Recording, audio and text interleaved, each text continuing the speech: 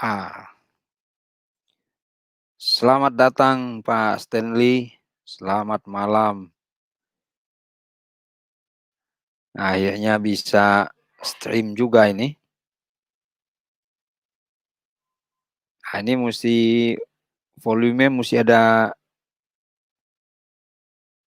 pakai mic, pakai apa namanya, mic sama tidak kedengaran suaranya ini. Coba Pak Stan dites dulu mic-nya.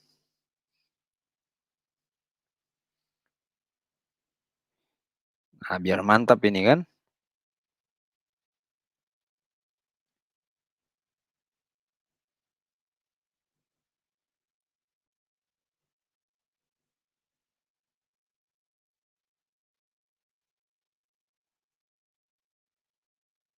Oke, Pak Stanley bisa dengar saya?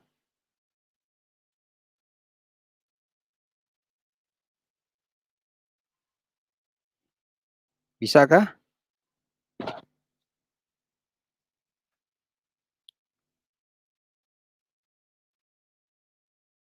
Kalau bisa dengar, kita bisa mulai dulu ini.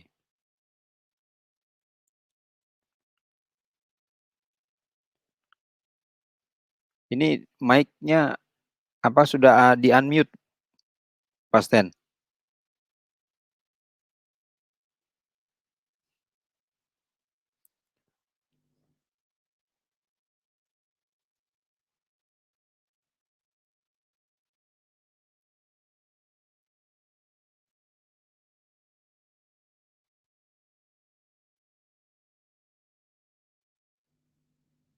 Coba dicek dulu.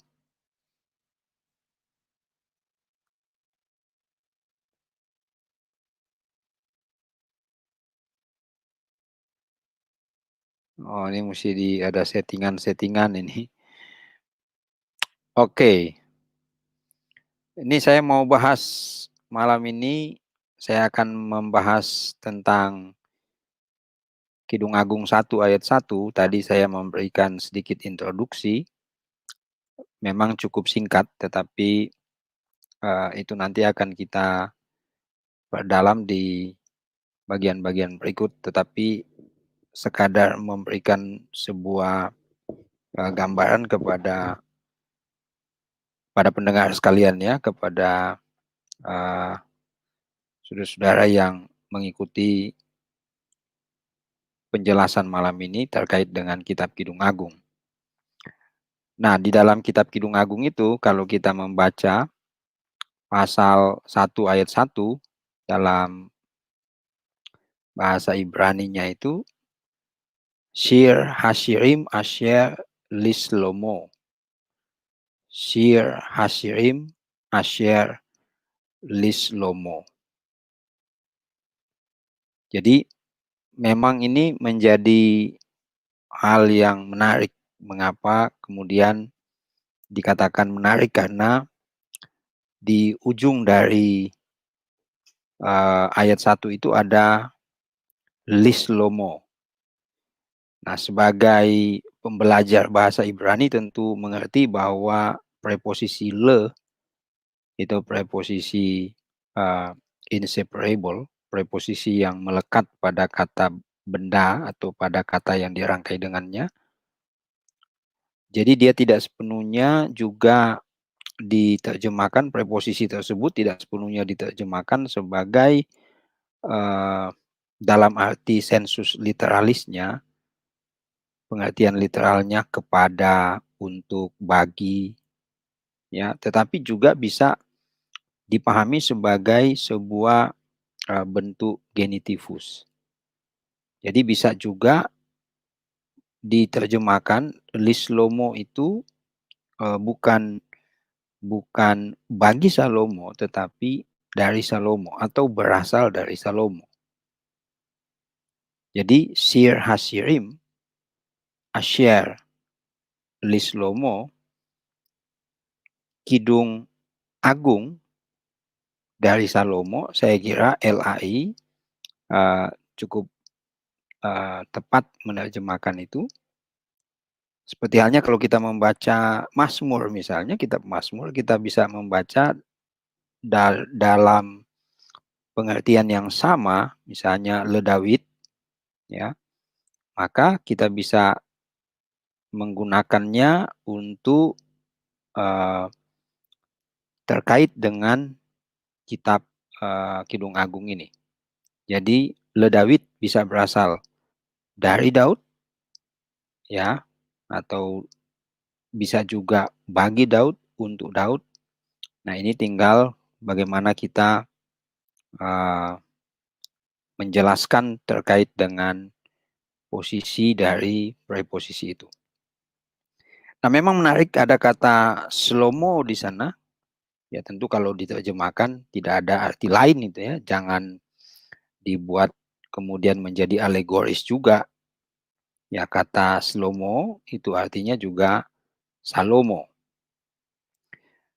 Saya akan coba mulai dari bagian depan, gitu ya. Shir, Hasirim. Jadi memang ini bisa juga diterjemahkan, di sini diterjemahkan oleh LAI, Kidung Agung. Itu menurut saya sangat baik ya. Kita juga bisa memberikan opsi misalnya pujian.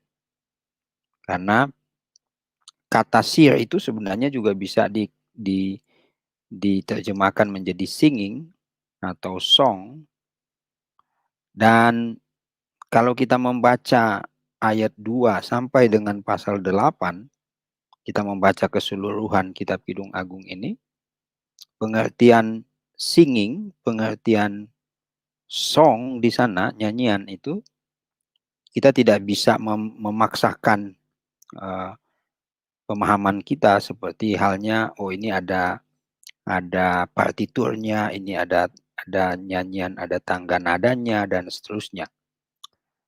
Tetapi menurut saya ini adalah sebuah pujian dalam arti saling melempar pujian, ya.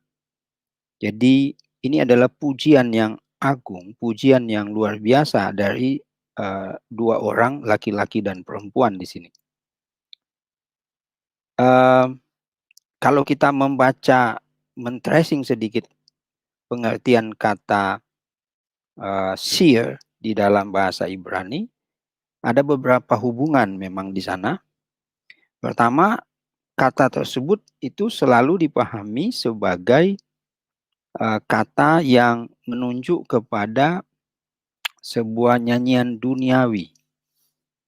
Ini saya agak hati-hati menerjemahkan kata itu karena worldly itu dalam tanda petik bahwa nyanyian-nyanyian yang ya seperti halnya orang menyanyi dengan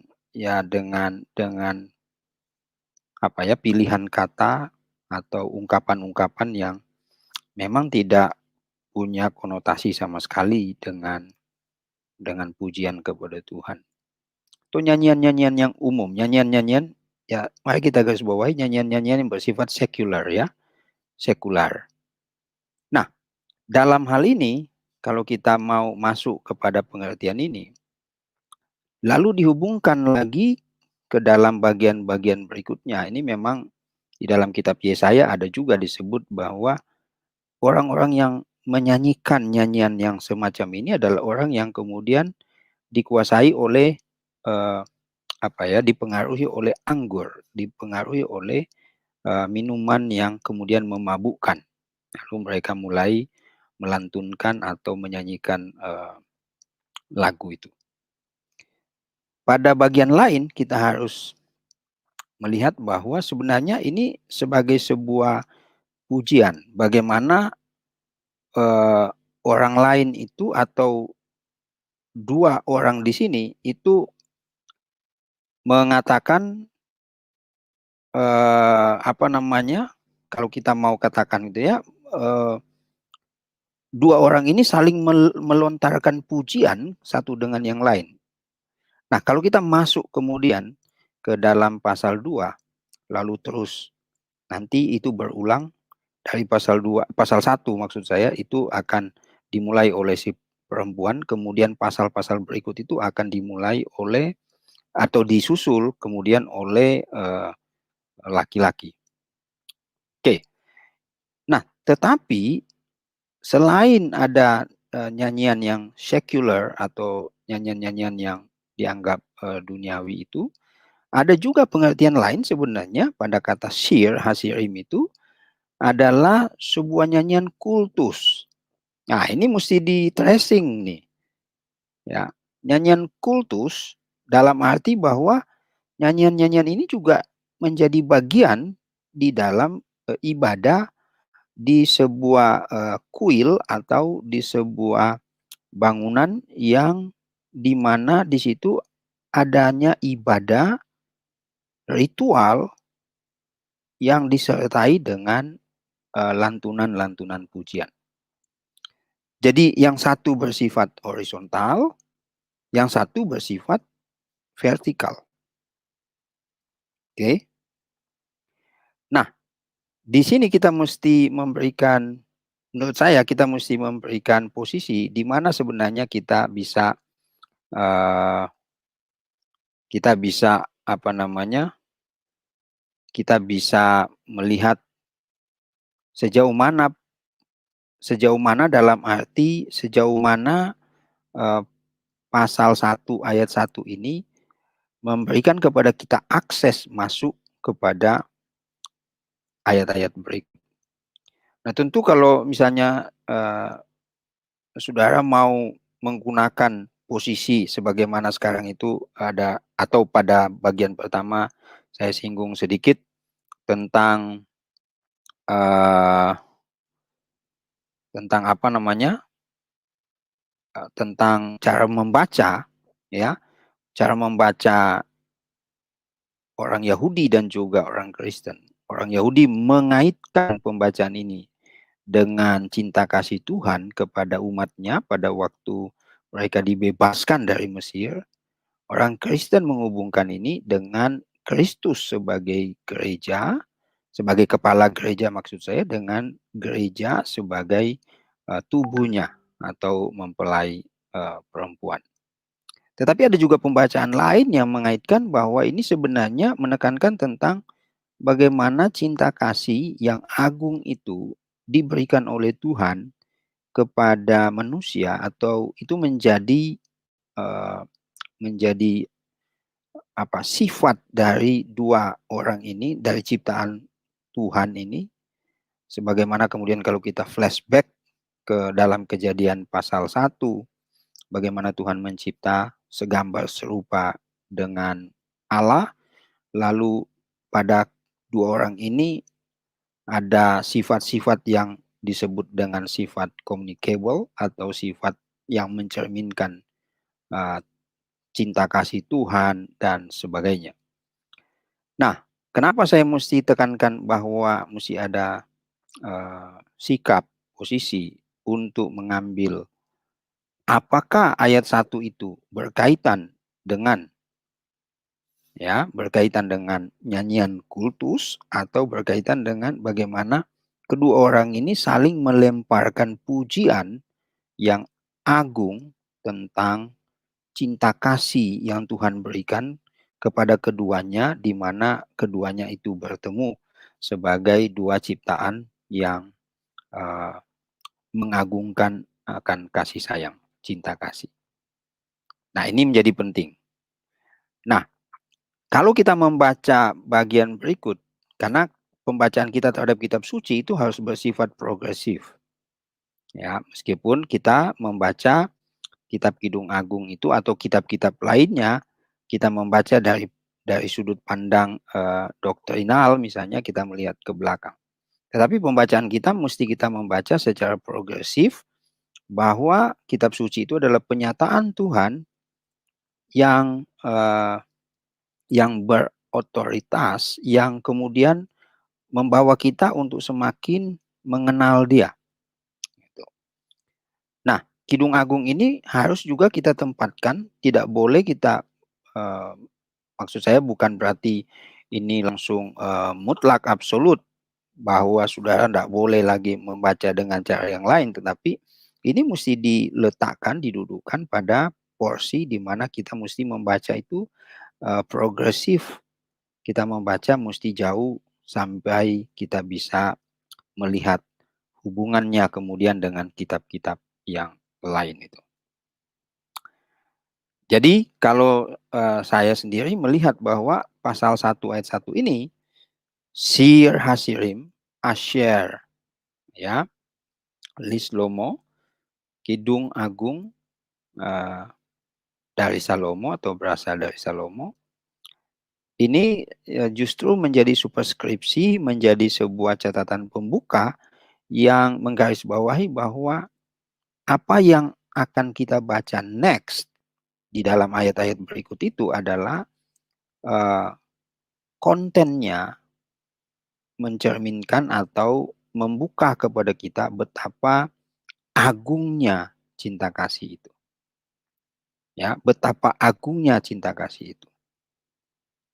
Jadi kalau saya justru lebih mencoba melihat bagaimana membuka jendela atau bagaimana membuka akses terhadap ayat-ayat berikut itu mulai dari pasal 1 ayat 1 ini. Jadi di sini bicara tentang lontaran pujian satu dengan yang lain yang tulus, ya, yang betul-betul menurut saya itu uh, tidak ada apa ya, tidak ada sebuah polesan atau balutan-balutan yang lain yang kemudian mempercantik hanya karena memang sebuah ungkapan yang tidak tulus. Tetapi ini betul-betul keluar dari hati, keluar dari jiwa mereka, kemudian saling memuji satu dengan yang lain. Nah, ini pasal 1 ayat 1. Nanti pasal 1 ayat 2 mulai kita coba masuk. Tapi di sini ada Pak Stanley yang akan memang saya undang untuk masuk. Cuma ini Pak Stanley bisa masuk, bisa. Nah, ini ada catatan dari di layar monitor Pak Stanley. Your backstage only the host can see you. Aduh, ini ya. Jadi hanya saya bisa lihat. Tetapi saya mesti dengar Pak Stanley mesti ngomong, coba.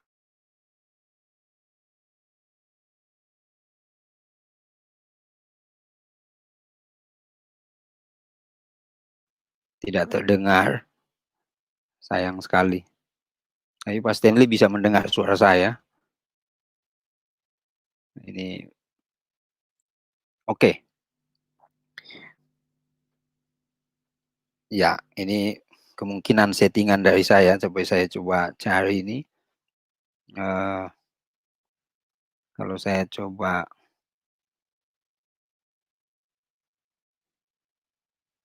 ini.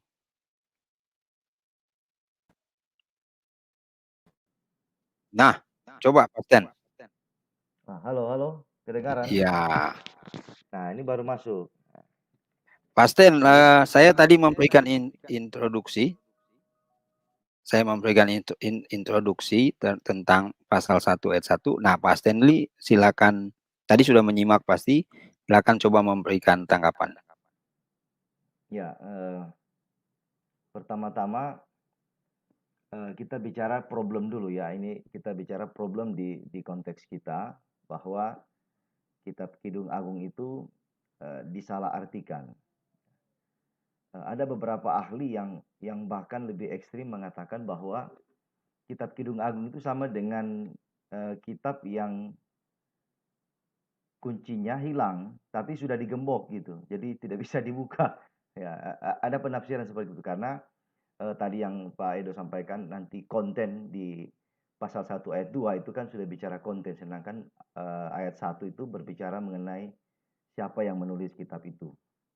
Nah, kemudian kalau kita bicara problem di zaman sekarang, juga itu di kalangan tertentu ada dua ekstrim. Ya. Ekstrim yang pertama itu dianggap sebagai kitab yang mengandung narasi pornografi. Yang kedua, satu dua ayat dipakai untuk menggagas nubuatan nabi tertentu, ya. Nah, dalam dunia hermeneutika itu jauh ya, jauh panggang dari api. Karena, kita harus bicara kitab Kidung Agung tidak lepas dari kultur Yahudi tentunya. Nah, ini kalau sudah bicara budaya, jangan sampai budaya kita menafsirkan budaya orang lain lalu dianggap, "Wah, ini budaya ini tidak cocok dengan budaya kita." Ini problem penafsiran. Nah, yang tadi saya bicara di awal itu kan problem problem internal dari, kalangan tertentu yang ingin mencari legitimasi tekstual untuk nabi tertentu, ya pada dasarnya secara eksegetis tidak mendukung, malah malah seperti dipaksakan ya. Tapi sudahlah ya, memang, dunia sekarang memang terbuka untuk mengaitkan satu dengan yang lain tanpa memikirkan substansi dari latar belakang kitab misalnya. Nah, tadi sudah dijelaskan, oleh Pak Edo, baru ayat 1 itu saya sudah lihat 17 menit itu baru bicara satu ayat. Bagaimana kalau kita bicara puluhan ayat bisa sampai tahun depan tidak selesai ini. Nah, itu berarti bahwa kekayaan kitab suci itu jangan dianggap enteng. Itu kandungan makna itu sangat dalam sekali dan kita bahkan ribuan tahun tidak habis bicara kitab suci ya. Sudah berapa banyak buku yang dihasilkan oleh para teolog, para penafsir dan lain sebagainya yang menafsirkan satu ayat itu bisa berapa halaman gitu. Padahal tulisannya cuma singkat itu kan. Syir Hashirim Asyir Rislomo ya. Kidung Agung dari Salomo. Nah, yang kedua, tadi saya sudah singgung bicara mengenai kultur. Eh, Yahudi atau Israel itu kan punya kultur yang sangat berbeda. Bahkan ada penafsir yang mengatakan bahwa Kidung Agung itu adalah kitab yang betul-betul menjunjung cinta kasih yang tadi sudah disinggung oleh Pak Edo. Cinta kasih. Mengapa cinta kasih? Nah, ternyata kalau dalam penafsiran saya, Tuhan itu mewahyukan firman itu mencakup semua kehidupan manusia. Kalau dalam perjanjian lama, 5 kitab Musa itu kan berbicara mengenai seremonial ya, hukum, lalu kemudian kurban-kurban. Tapi di dalam kitab yang lain itu bicara mengenai perang misalnya, baru hakim-hakim, lalu kehidupan biasa ya, baru raja-raja, nabi-nabi, ya. Baru perjanjian di dalam konteks PB itu bagaimana Yesus menjalin relasi dengan tidak hanya dengan kalangan atas, tapi justru dia turun ke bawah dengan kalangan miskin, ya orang-orang yang tidak diperhatikan oleh ahli Taurat. Jadi Allah sedemikian rupa memperlihatkan wahyu dan kasihnya itu kepada semua golongan tanpa terkecuali. Dan kitab Kidung Agung itu adalah kitab yang khusus berbicara mengenai cinta kasih yang sebenarnya kalau orang pahami memang kita diberikan cinta dalam hati dan itu harus diungkapkan dalam relasi kita dengan lawan jenis ya. Tentu kita menolak yang sesama jenis karena Alkitab tidak memberikan anjuran untuk menikah sesama jenis. Tapi justru kitab Kidung Agung itu sangat kaya dengan cinta kasih dan betul-betul cinta kasih yang tulus, yang suci sebagaimana yang Tuhan harapkan. Nah, kalau ada orang yang menafsirkan lain daripada substansi internal dalam teks kitab Kidung Agung, ya harus diamati lebih dulu apakah pola penafsirannya sudah benar dengan melihat pada kultur Yahudi atau Israel yang bagaimana dituliskan oleh Salomo, atau kita sendiri yang memang tidak terbiasa dengan kultur itu karena kandungan cinta kasih dan bahasa puitis dalam kitab Kidung Agung justru membuktikan bahwa manusia diberikan potensi oleh Tuhan untuk betul-betul menulis puisi. Sampai sekarang kan puisi juga diminati oleh banyak orang dan ungkapan cinta itu wajar bagi pasangan yang akan menikah misalnya atau yang sudah menikah dengan pujian-pujian dan saya rasa kitab ini justru memberikan petunjuk bagi kita bahwa cinta kasih itu yang dari Tuhan juga bisa diterapkan bagi sesama kita, tidak hanya dalam konteks persekutuan orang percaya, tapi juga bagi kekasih kita. Karena kalau nanti bicara pasal 1 ayat 2 kan sudah mulai dengan kiranya ia mencium aku. Nah, ini sudah orang menganggap bahwa ini sudah erotis ya, tapi sebenarnya memang memang apa, natur manusiawi kita juga memperlihatkan itu dan kita butuh itu. Nah, dengan demikian Kitab Kidung Agung sebenarnya banyak segi yang bisa ditinjau Pak Edo.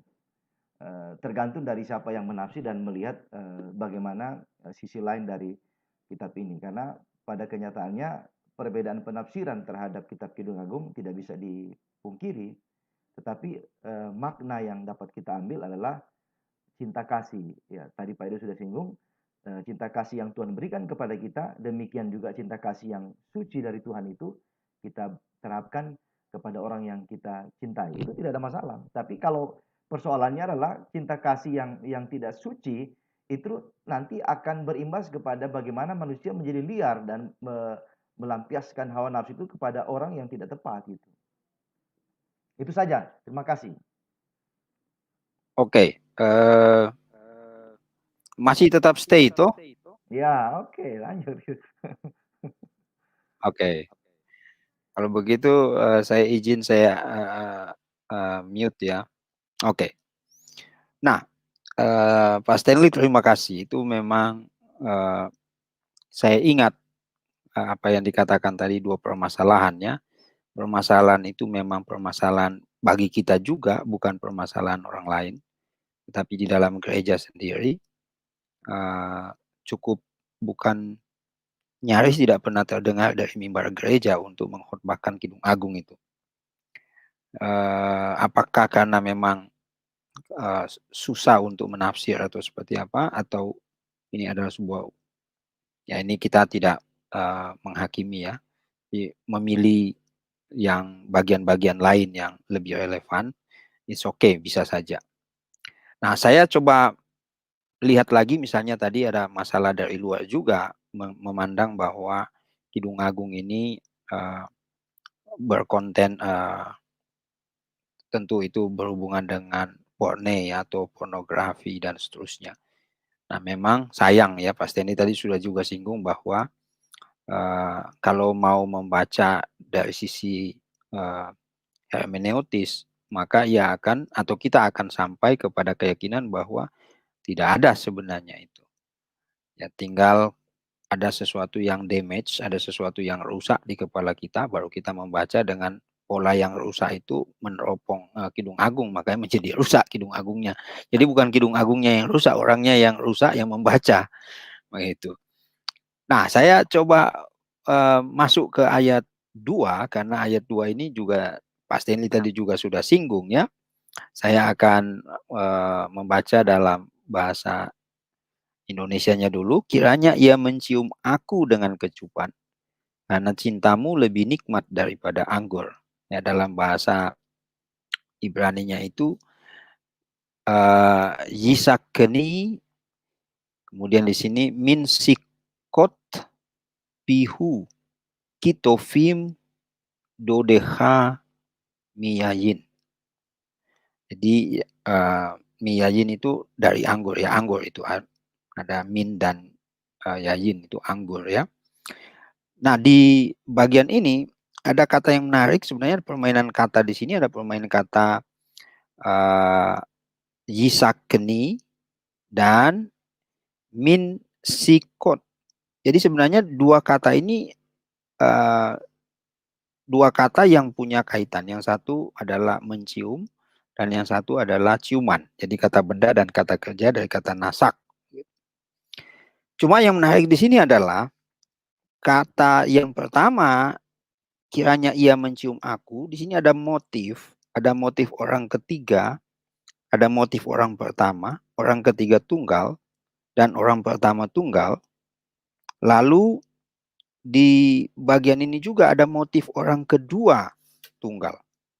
Kita lihat dulu dari kata kerja yisakeni ini sebenarnya kata kerja g yiktol ya. Jadi g yiktol itu berarti kata kerja yang sebenarnya dalam basic meaningnya itu adalah Yusif. Yusif itu berarti mengharapkan. Jadi belum dicium. Ya. Jadi belum ada ciuman, dia hanya mengharapkan sebuah kiss, sebuah ciuman yang sebenarnya kemudian kalau kita mau baca lebih detail ini, maka apa yang diterjemahkan oleh Ella ini sudah sangat baik. Kiranya ia di sini siapa? Nah, ia di sini dalam kata kerja ini, Yisakeni, itu adalah orang ketiga maskulin tunggal. Ya. Lalu di sini dengan sufiks, ya, dengan akhiran orang pertama tunggal. Nah, orang pertama itu bisa umum. Umum dalam arti bisa konteksnya maskulin, bisa konteksnya feminin. Yang menarik di sini adalah kalau sebuah harapan, ya, kiranya ia, jadi dalam posisi ini ia di sini adalah laki-laki mencium aku atau menciumku, memberikan ciuman kepadaku. Ku di sini pasti sudah dalam posisi, dalam arti ini adalah feminin tunggal. Oke? Lalu perhatikan baik-baik, di dalam kata yang lain itu ada kata dodeha. Dodeha itu cintamu, ya, love, your love. Love di situ ada your love, your di situ, atau akhiran ganti orang kedua, maskulin tunggal juga. Jadi dari sisi si pembicara, kiranya ia menciumku dengan ciuman yang dikatakan di sini dengan kecupan karena cintamu. Ya. Jauh lebih baik, jauh lebih nikmat daripada anggur. Nah, perhatikan, kita mesti menggarisbawahi sebuah frase di sini. Ini di sini pasten itu ada karena cintamu lebih nikmat. Nah, sebenarnya di sini dalam pengertian ini ada sebuah frase bunyinya begini, kitofim dodeha. Tofim itu sebenarnya bicara karena cintamu jauh lebih baik. Ya, jadi kata tof di situ memang arti dasarnya sensus literalisnya itu adalah baik. Ya, tetapi kalau kita misalnya mengambil konteks ini adalah ungkapan cinta kasih, maka itu dianggap bisa digunakan bahasa yang lebih cocok dengannya, yaitu nikmat. Oke, jadi di sini kalau kita mau katakan bahwa cinta itu jauh lebih nikmat, jauh lebih baik daripada anggur, maka kita harus memberikan apresiasi bahwa tentu saja cinta kasih itu lebih berharga daripada semua benda, lebih bernilai daripada semua apa yang bisa kita bisa banggakan, misalnya dengan hal-hal yang atau dengan logam mulia atau apa, dengan sesuatu yang jauh lebih kita di sudut pandang kita itu jauh lebih bernilai, itu tidak bisa mengalahkan nilai dari cinta itu. Jadi tidak ada sebandingnya dengan cinta. Anggur kalah. Kalau kita mau lihat, ya, saya ingat di Eropa itu, atau ya pada saat kami studi, ya, pada saat kami studi itu memang pada saat kami studi, saya studi itu ada yang namanya bagaimana kita melihat atau diperkenalkan dengan anggur itu. Anggur semakin lama itu semakin baik kualitasnya. Tapi kalau anggur itu semakin kesini umurnya, wah, itu semakin tidak baik.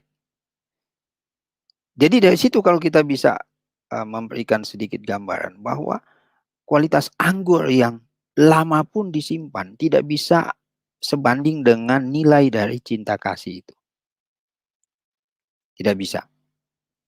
Cinta kasih itu jauh lebih berharga daripada hanya suguhan-suguhan materialistis, gitu ya. Oke, jadi kita bisa simpulkan ini Pak Sten, kalau saya bilang bahwa motif orang ketiga tunggal maskulin di sini dan motif orang pertama tunggal, lalu motif orang kedua tunggal, itu adalah motif yang cukup menarik untuk bisa kita kaji, bisa kita olah. Kita sapa dulu ini beberapa yang sudah join ini. Mercy, selamat malam. Roy juga, Roy Masmur ini selamat malam ya. Oke, saya harap kalian bisa mendengarkan saya memberikan sedikit penjelasannya. Oke. Nah, jadi motif siapa yang berbicara di sini? Bagi saya bicara itu adalah memang orang ketiga dalam sudut pandang bahwa si perempuan, karena kalau kita membaca pasal 1 ayat 2 dan seterusnya itu adalah bagian-bagian yang memang menjadi bagian dari perempuan.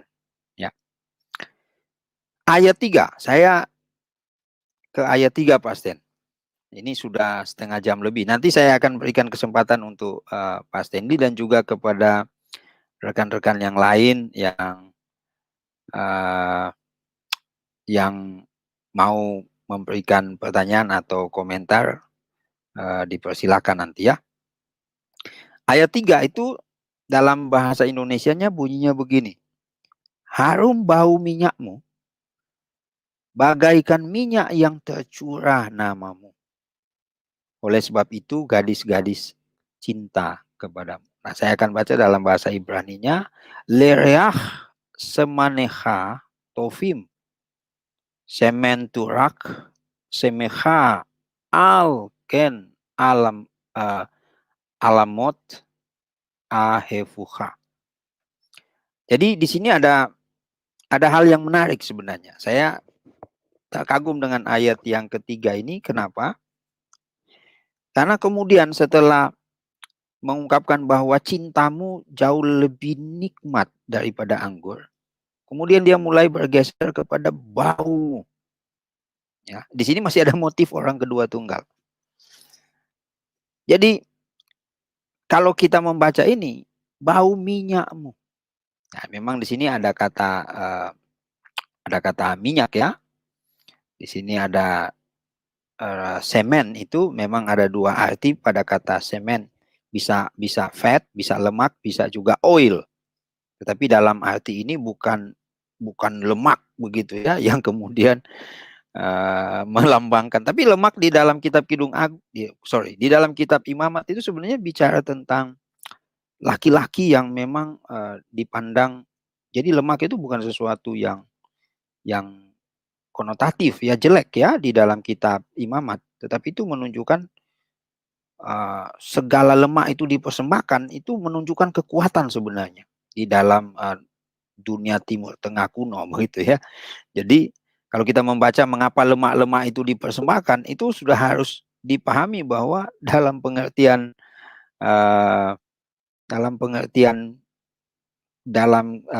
kitab Imamat itu sebenarnya bicara pada saat itu orang menganggap lemak itu sebagai sebuah kekuatan. Maka Tuhan bilang lemak-lemak itu persembahkan kepadaku, engkau harus. Nah, itu kira-kira ada apa ya, sedikit kaitan ke sana. Tetapi di sini dalam Kidung Agung ini bukan bicara tentang lemak di sini, tapi bicara tentang minyak. Saya garis bawahi lagi bahwa harum bau minyakmu, bagaikan minyak yang tercurah namamu. Nah, ini yang menjadi poin penting di dalam bagian ini. Jadi bau minyakmu itu kemudian dihubungkan dengan nama si laki-laki ini. Jadi minyak itu tercurah melambangkan bagaimana nama itu dikenal cukup luas. Ini kalau kita membaca hanya bermain pada pengertian dalam arti ini hanya bicara tentang parfum dan seterusnya, bau badan seseorang, bukan, tetapi dihubungkan dengan kata semeha. Semeha itu namamu. Ya. Di sini ada uh, apa? Ada penegasan di sini kalau kita membaca misalnya turah. Turah itu berarti di dalam bagian ini adalah hopal. Hopal itu begini. Hipil itu adalah kausatif, tetapi kausatif aktif. Nah, sedangkan hopal itu adalah pasif. Jadi kausatif pasif. Jadi di sini bicara sebenarnya emptied. Bicara tentang bagaimana kemudian tercurah, tidak ada lagi sisanya. Kalau kita mencurahkan air itu atau kita tuangkan air dari gelas, itu semua habis. Jadi ada orang yang kemudian mencurahkan atau membiarkan air itu tumpah dari gelas, bukan karena kita, tetapi dari pihak luar. Nah, ini pengertian dasarnya dulu. Jadi hopal di situ adalah kausatif pasif. Hipil itu adalah kausatif aktif.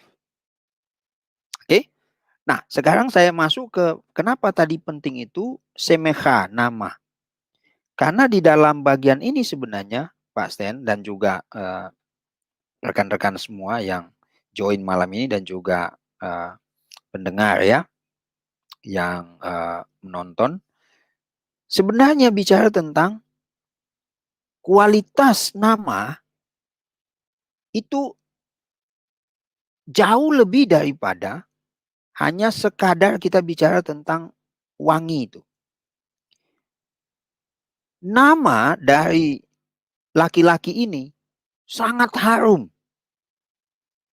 Bagaikan minyak yang tercurah, itu namanya begitu harum ya. Sehingga kalau kita mau katakan di sini sebenarnya kata tofim di atas, kemudian di sini ada kata minyak yang harum, sebenarnya menunjuk pada orang kedua maskulin tunggal yang memiliki nama baik. Laki-laki yang memiliki nama baik. Karena itu, bagian akhir kalau kita baca, di bagian akhir itu oleh sebab itu gadis-gadis menyukaimu. Ya, di sini memang ada kata alma ya. Alma itu kalau kita membaca kata alma itu, maka pada bagian ini alma itu sebenarnya ada hubungannya dengan misalnya dengan Yesaya ya. Kita sudah mendekati Natal ini kan. Kita membaca nubuatan itu ya. Apa namanya, seorang perempuan muda akan mengandung dan seterusnya. Nah, ini perempuan-perempuan atau gadis-gadis muda menyukai laki-laki itu. Menyukai laki-laki itu kenapa? Karena nama baiknya itu seharum minyak wangi yang tercurah. Karena itu saya mau mengajak semua pendengar untuk memikirkan kata ini. Kalau laki-laki ini dipuji sedemikian agung, mungkinkah ada konotasi pornografi di situ? Gak ada. Karena namanya itu terjaga kok. Namanya itu luar biasa. Namanya itu menurut saya, wow, itu uh, hebat menurut saya. Itu nama itu begitu dijaga sedemikian rupa. Dan orang Yahudi itu sangat menjaga nama gitu ya. Karena turun-temurun ke bawah. Nama itu kalau sudah rusak, apapun tidak bisa memperbaikinya.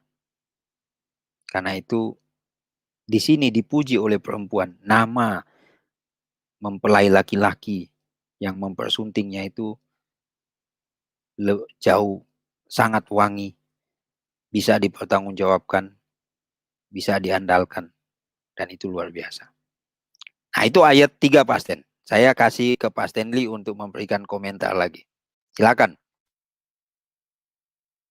Ya, setelah saya pikir-pikir memang ini teks-teks puitis yang sangat dalam tentunya. Dan tadi sudah dijelaskan Pak Edo mengenai nama itu memang mencirikan identitas seseorang. yang menarik di sini adalah, penutur mengatakan bagaikan minyak yang tercurah namamu. Jadi meskipun dalam pemahaman saya, meskipun orang tidak melihat fisik seseorang, tapi ketika dia mendengar nama itu sudah muncul kekaguman luar biasa. Kan ini merupakan sebuah fakta bahwa kalau analogi yang dilekatkan kepada seseorang dengan menggunakan benda lain yang punya kualitas tertentu, maka ayat 3 ini justru menjelaskan bahwa eh, seseorang yang punya nama baik ini memiliki pengaruh yang tentunya baik di masyarakat. Yang kedua, totalitas hidupnya juga mencerminkan teladan. Yang ketiga, cinta kasih yang dia tunjukkan tidak hanya bagi dirinya sendiri, tapi juga bagi orang di sekitar dia. Sehingga nama ini menjadi semacam apa kalau dalam bahasa sekarang itu sinyal ya. Sinyal yang bisa didapatkan oleh semua orang ketika dengar nama kita, orang sudah tahu bahwa orang ini hebat, orang ini baik sekali. Ya, lain halnya kalau kita dengar nama Yahewaloni, wah ini sudah sinyalnya buruk gitu. Karena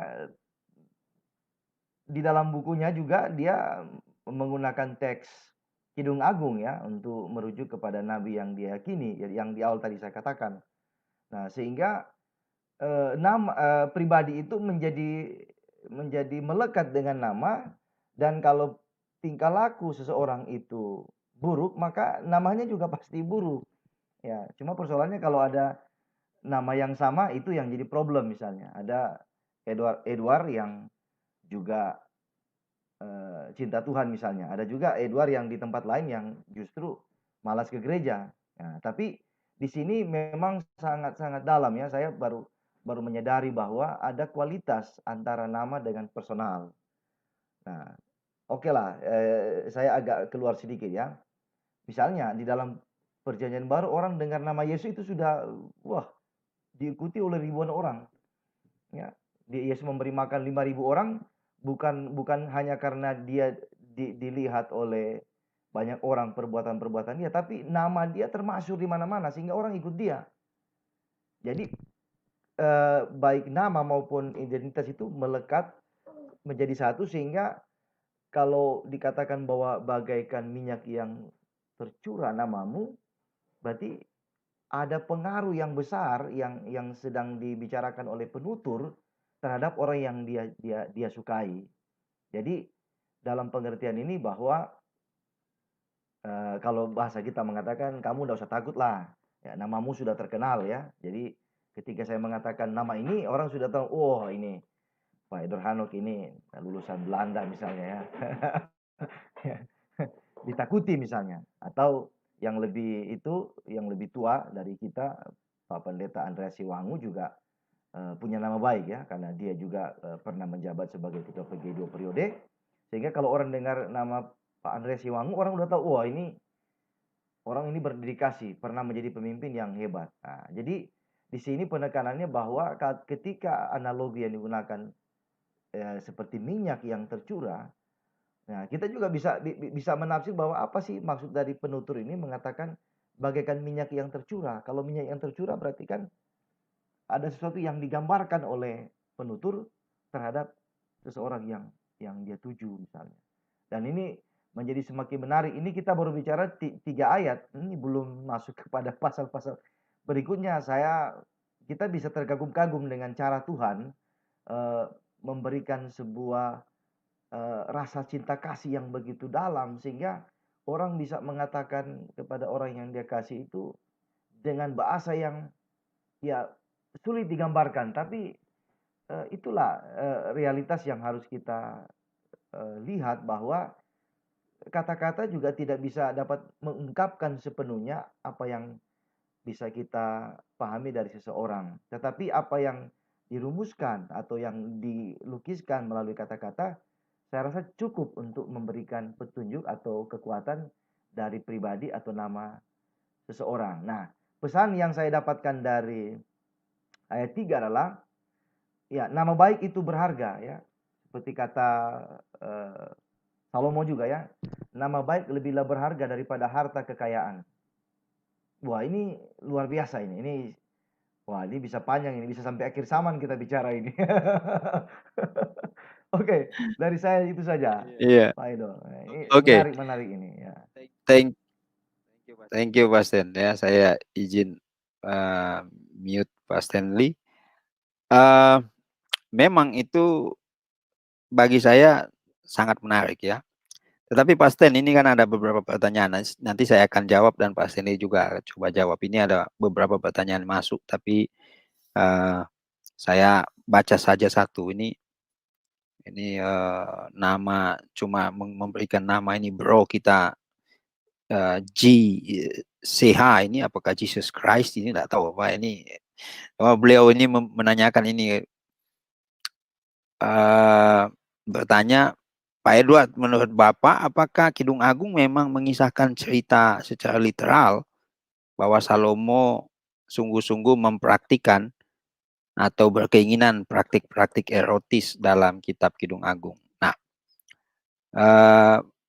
pada bagian awal memang saya memberikan catatan ya di bagian awal itu, tetapi sayang sekali ya, itu hanya 7 menit yang awal saya memberikan sebuah komentar singkat tentang bagaimana pembacaan terhadap kitab Kidung Agung. Ada pembacaan dari sisi orang Yahudi sendiri mengatakan bahwa ini menunjukkan cinta kasih Tuhan kepada umatnya, ya, bagaimana mereka dibebaskan. Tetapi orang Kristen juga melihat ini sebagai hubungan antara Kristus dengan gerejanya. Orang Yahudi sendiri membaca kitab Kidung Agung ini pada saat Paskah, gitu ya. Ini adalah salah satu gulungan Megilot. Nah, saya ingin membaca ini dengan menjawab ini ya, maksud saya menjawab ini dengan satu ayat. Jadi satu ayat ini bisa kita lihat, saya akan baca di dalam pasal 8 ayat yang ke-1. Ini karena saya membaca sampai seluruhnya bagian-bagian dari Kidung Agung ini, seluk-beluknya. Jadi saya tiba pada pasal 8 ayat 1 itu mematahkan semua argumen. Ya. Saya akan bacakan, nanti saya akan memberikan penjelasan yang singkat saja. Pasal 8 ayat 1 bunyinya begini. Oh, seandainya engkau saudaraku laki-laki, yang menyusu pada buah dada ibuku. Berarti ini bicara saudara kandung ya. Akan kucium engkau bila kujumpai di luar. Sekali lagi, kalau kita mulai dari ayat bagian atas itu, yang dari laki-laki ini bilang begini, seandainya engkau saudaraku laki-laki, yang sama-sama kita dua dibesarkan, dilahirkan dan dibesarkan oleh ibu kita, kalau saya jumpai engkau di luar, akan kucium engkau. Lalu ayat berikut itu, dalam bagian berikut, karena tak ada orang yang akan menghina aku. Siapa yang menghina orang mencium saudaranya? Gak ada. Justru kalau mencium bukan saudaranya, nah itulah berlaku yang namanya etika, berlaku yang namanya moral. Berarti orang akan mencibirnya. Jadi pasal 8 ayat 1 ini sebenarnya mengunci semua cara pandang orang terhadap kitab Kidung Agung. Ini porno lah, inilah itu, itulah dan seterusnya. Jadi tutur di sini sangat luar biasa. Kalau engkau adalah saudaraku laki-laki yang sama-sama kita dua ini dibesarkan oleh ibu yang sama, kalau aku temui engkau di luar, ini bukan di dalam rumah, di luar, di jalan, ketika aku mencium engkau, aku merangkul engkau, aku mencium engkau, tidak ada orang yang menghina. Siapa yang menghina? Oh, dia saudara saya laki-laki. Even itu adalah saudara saya perempuan, kalau saya cium dia di luar, itu sesuatu yang bisa dikatakan itu tidak ada masalah. Dan ini mematahkan tuduhan-tuduhan miring terhadap kitab ini. Artinya begini, bahwa di sini dijaga sedemikian rupa kualitas hidup itu.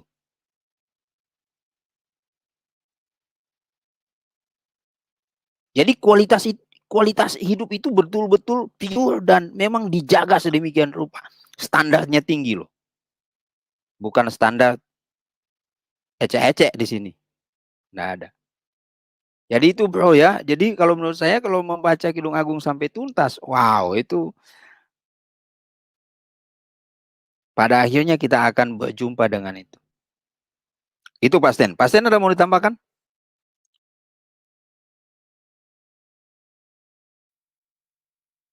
Tadi di awal tadi saya katakan bahwa ada perbedaan kultur ya antara kita orang Indonesia ataupun juga budaya yang lain dengan kultur dari Israel ya, Yahudi pada zaman Salomo misalnya.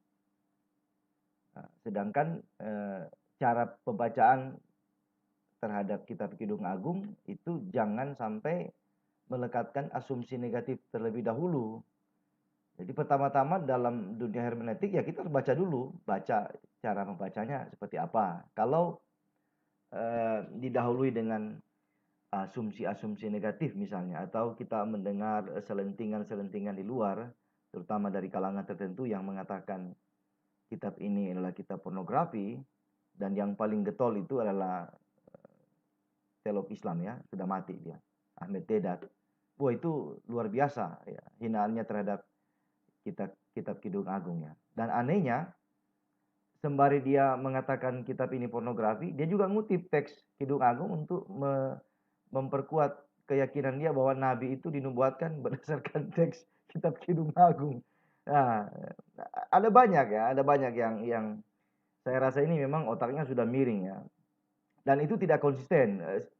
Mereka tidak konsisten dengan kebodohan dan juga tidak konsisten dengan apa yang mereka kutip sebenarnya.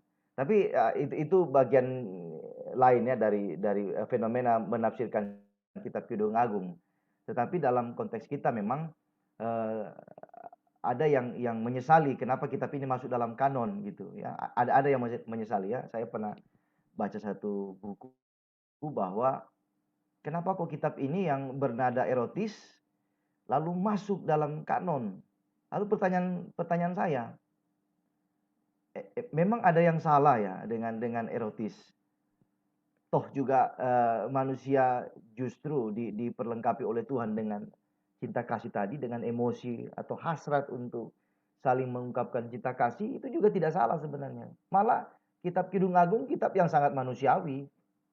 Ya kan, siapa yang tidak memuja pasangannya? Siapa yang tidak mengungkapkan rasa cintanya kepada seorang dengan kata-kata yang indah?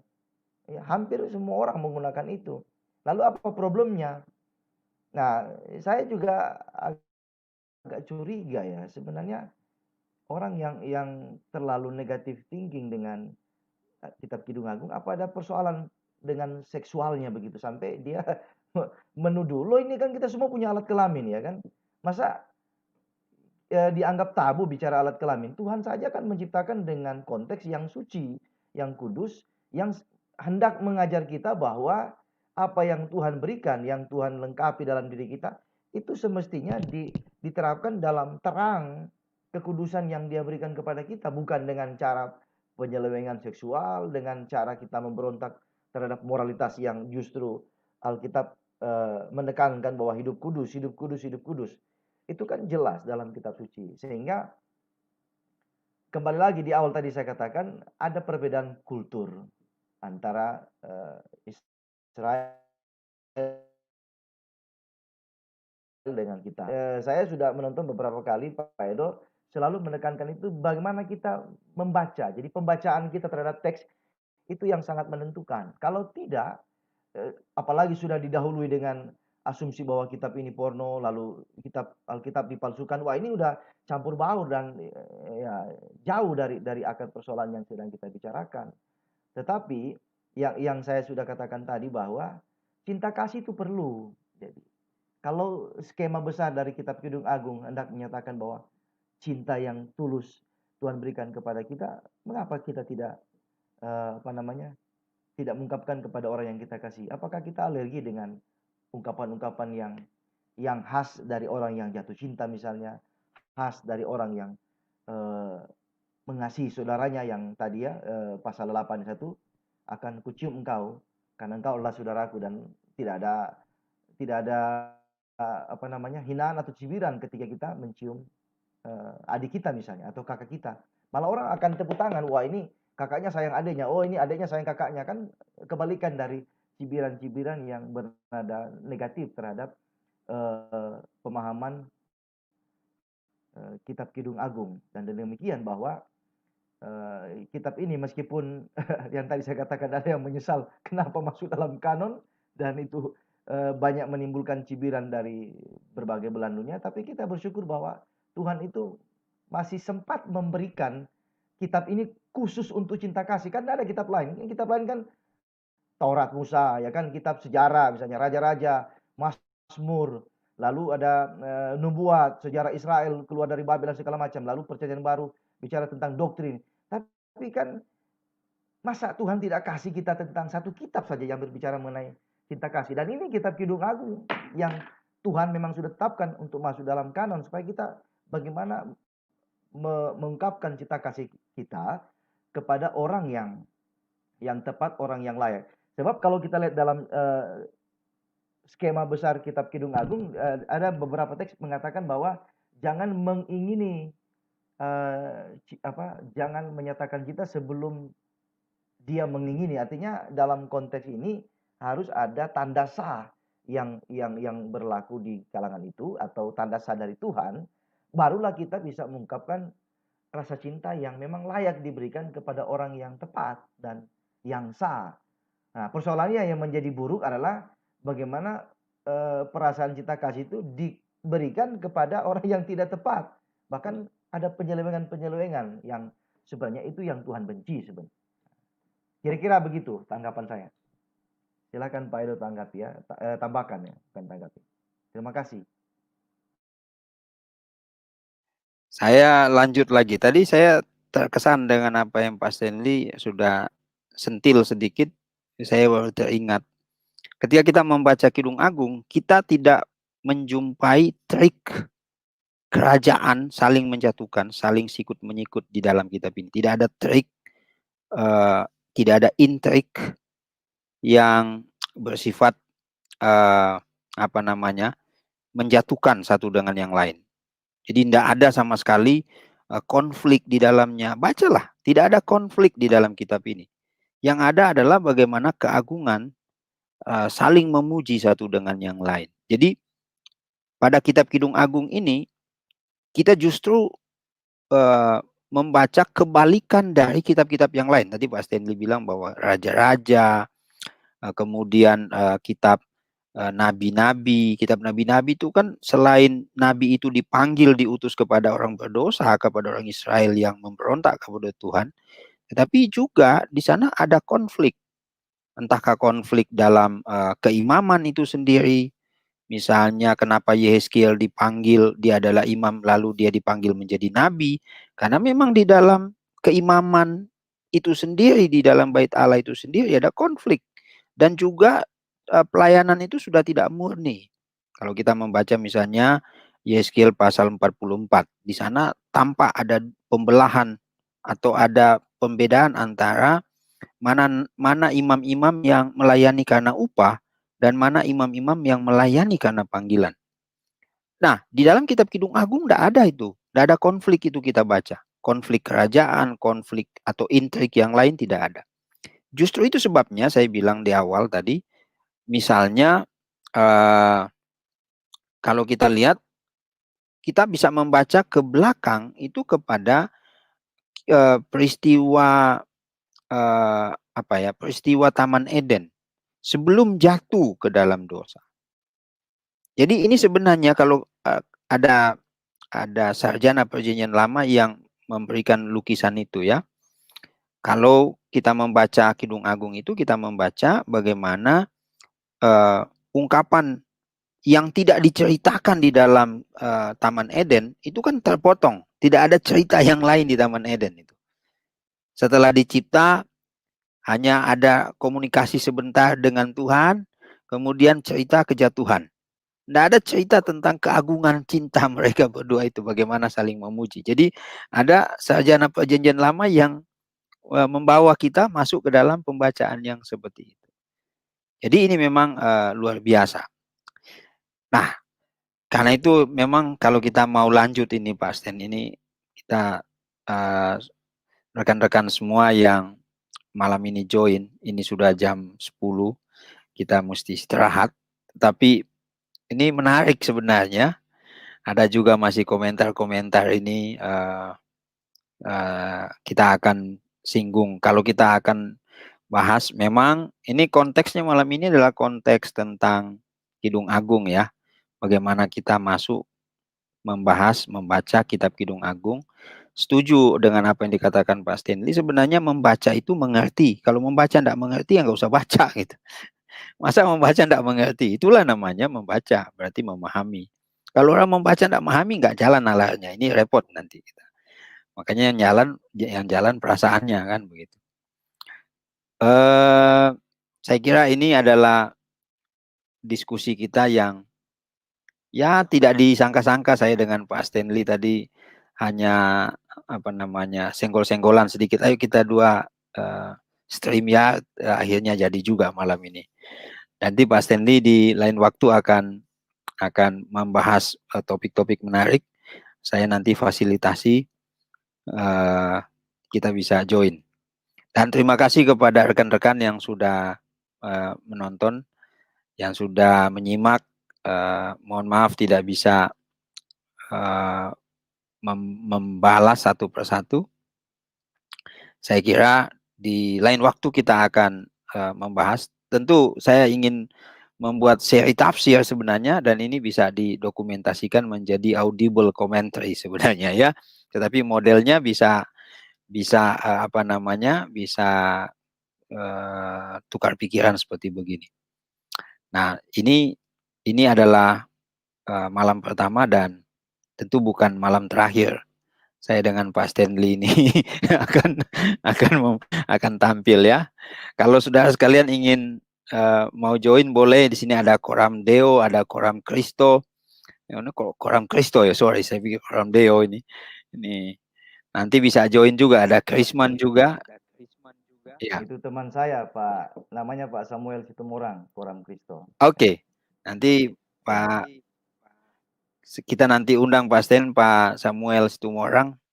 Nanti bisa join juga ya, bisa kita undang siapa yang bisa. Ya, kita buat semacam diskusi ya, daripada ngalur ngidul ngomongnya nggak karuan, mendingan kita ajak saja di YouTube kita ngobrol gitu ya. Oke, Pak Stan ada tambahan sedikit?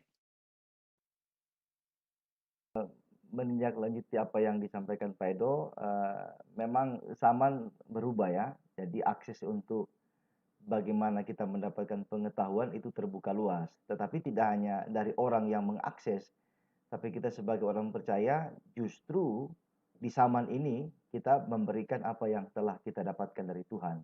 Dan diskusi-diskusi tadi yang sudah kita lakukan, nanti kemudian hari kita bisa undang teman-teman. Ini ada murid Pak Edo itu, Krisman ya, dulu di Setia, lalu ada Pak Samuel Situmorang, dan kita juga bisa undang teman-teman yang lain untuk mendiskusikan iman kita, dan terlebih memberikan penegasan bahwa apa yang dipahami oleh orang lain terhadap iman kita justru bertepuk sebelah tangan ya. Syukur-syukur punya tangan ya. Kalau ini bahaya. Jadi tapi kita punya tugas yang cukup berat di tengah zaman yang berubah, tapi setidaknya dengan wacana seperti ini kita memberikan pengajaran terhadap semua orang Kristen di Indonesia ataupun di luar negeri yang bisa menonton ini, dan mereka mendapatkan berkat dari apa yang selama ini mungkin mereka tidak dapatkan di gereja. Tadi Pak Edo sudah singgung bahwa kitab Kidung Agung itu hampir tidak pernah dibahas di gereja kan. Hampir tidak pernah karena ini agak lain, tapi juga orang curiga mau khotbah ini di gereja buat apa, kok ini tentang apa, cinta kasih yang mungkin bagi sebagian orang dianggap terlalu erotis ya. Itu saja Pak Edo. Terima kasih. Oke Pak Stan, thank you. Nanti ya saya juga akan masuk nanti pada ayat yang ke-4, 5, 6 dan seterusnya supaya menjawab kegelisahannya, jangan sampai Krisma tidak bisa tidur ya. Itu. Jadi nggak apa-apa, namanya kan orang membuat kesimpulan tuh seringkali terlalu cepat begitu ya. Sama juga kita buat kesimpulan terlalu cepat, Kidung Agung itu kita porno, padahal tidak baca baik-baik. Ya, baca hanya dengan prasangka yang miring, tapi tidak membaca masuk ke dalam. Nah, saya kira itu satu hal yang wajar. Toh kita juga dalam proses belajar. Nanti saya akan menjawab pertanyaan Krisman di lain waktu, khususnya menanggapi statement saya ya, dan kemudian menggarisbawahi kitab Kidung Agung miskin. Saya sebenarnya tidak menyebut kitab Kidung Agung miskin, justru kitab Kidung Agung itu sangat kaya. Hanya karena bertolak mungkin dipandang Krisman itu sebagai mengumpama saja, sehingga kok jadi miskin saja ya, kok itu jadi fiktif. Saya juga tidak menyebut ini sebagai fiktif itu ya, jadi harus hati-hati juga. Tapi next nanti saya akan ajak Krisman untuk berdiskusi. Dan kali masuk ya bro, supaya kita berdiskusi. Kayak enak soalnya kalau di chat begitu ya. Oke, baik. Terima kasih Pak Stanley. Juga terima kasih Bro Krisman dan juga pendengar yang lain. Tadi ada beberapa rekan mahasiswa yang hadir ya, juga Pak Pak Situmorang. Terima kasih banyak. Oke. Samuel Situmorang. Iya Pak Samuel Situmorang. Baik Pak Stan, kita mesti berhenti nih. Kalau nggak berhenti kita ini lanjut terus, ini susah ini. Gitu. Baik, saudara sekalian, terima kasih banyak ya. Tuhan Yesus memberkati. Maju terus di dalam pelayanan dan juga di dalam bertambah setia, bertambah mengasihi Tuhan ya. Itu saja. Pak Stanley, closing statement.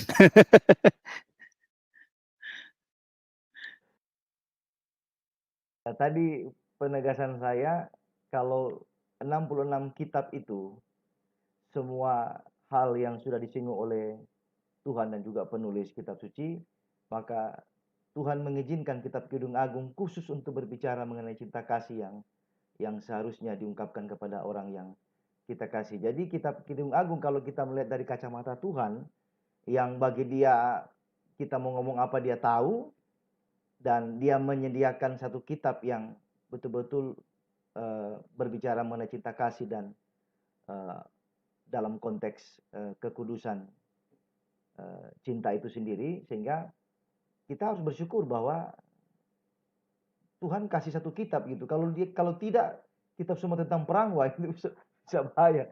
Nah, jadi bagi saya itu cara saya melihat kitab Kidung Agung, dan itu baru berapa puluh tahun yang lalu yang saya bisa tangkap bahwa kenapa kok kitab Kidung Agung dipersoalkan. Tapi justru saya menangkap bahwa semua kitab kan ada konteksnya, ada sejarah yang tadi silsilah macam-macam. Tapi bersyukurlah Tuhan masih memberikan kita kesempatan bahkan satu kitab untuk menuliskan tentang cinta kasih seseorang terhadap lawan jenisnya. Dan secara khusus kitab ini juga menolak LGBT tadi kan, pernikahan sama jenis, lesbian, homoseksual. Dia menentang itu karena cinta kasih diungkapkan kepada laki-laki kepada perempuan, perempuan kepada laki-laki. Itu sebenarnya bagian lain dari kitab ini. Itu saja, Pak Edo. Terima kasih. Oke, wah ini tambah satu topik lagi, tapi saya tidak mau perpanjang lagi. Entah saya minta lagi Pak Stanley lagi closing statement lagi, kan repot lagi nanti. Oke, baik, selamat malam ya. Sampai berjumpa di lain waktu. Tuhan Yesus memberkati kita. Saya akhiri ya. Oke.